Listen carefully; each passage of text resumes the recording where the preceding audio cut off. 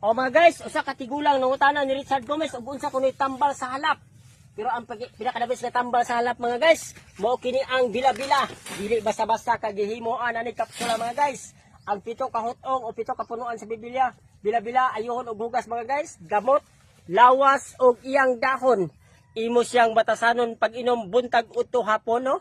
No? Sa mga tawo nga halap og lugos na makakita, no? Siya ang pinakadabis nga tambal. No? Siya ang pinakadabis nga tambal nga walay side effect pero dali ramo effect, no? Kalau is Ginoo mga guys, katong tigulang nga akong gitudluan, nagpasalamat siya dako ni Richard Gomez nga siya maayo na iyang pananaw mga guys ug nibalik ang iyang pananaw sa batanon pa siya, no? Ini si Richard Gomez, like, follow and share. Bila-bila pinakadabis nga tambal sa mga taong halap. O mga guys, usa ka tigulang nangutana ni Richard Gomez ug unsa kunoy tambal sa halap. Pero ang pinakadabis nga tambal sa halap mga guys, mao kini ang bila-bila. Dili basta-basta ka gihimoan ani kapsula mga guys. Ang pito ka hutong o pito ka punuan sa Biblia, bila-bila ayohon og hugas mga guys, gamot, lawas og iyang dahon.